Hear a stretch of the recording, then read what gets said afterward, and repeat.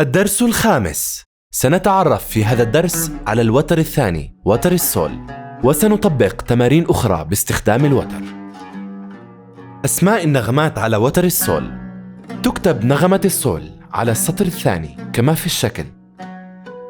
الآن أصبح لدينا نغمتي سول، نغمة القرار ونغمة الجواب كما في الشكل. تمارين الأوتار المطلقة: سول، ري، لا وسول. سول، لا، ري، سول. التمرين 33. سول، لا، ري، لا، سول، لا، ري، سول، سول، سول، ري، ري، سول، ري، لا، سول. وهلأ اعزف مع البيانو.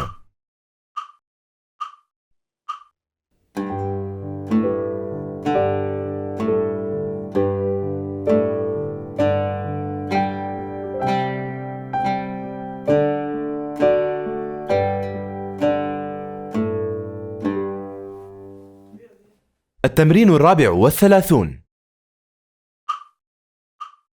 سول، سول، لا، لا، ري، ري، دو، دو، ري، ري، مي، مي، فا، فا، سول، سول، ري، ري، لا، لا، سول، سول، سول، سول. وهلأ اعزف مع البيانو.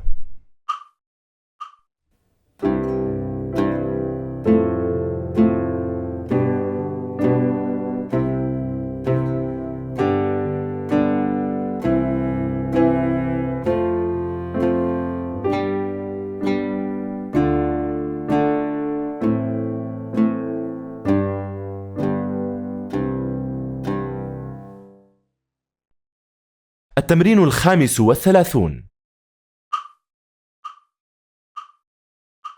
سول، لا، سي، دو، ري، مي، فا، سول.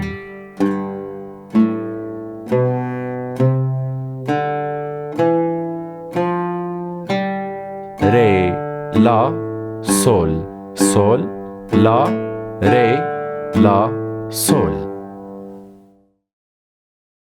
وهلأ دورك.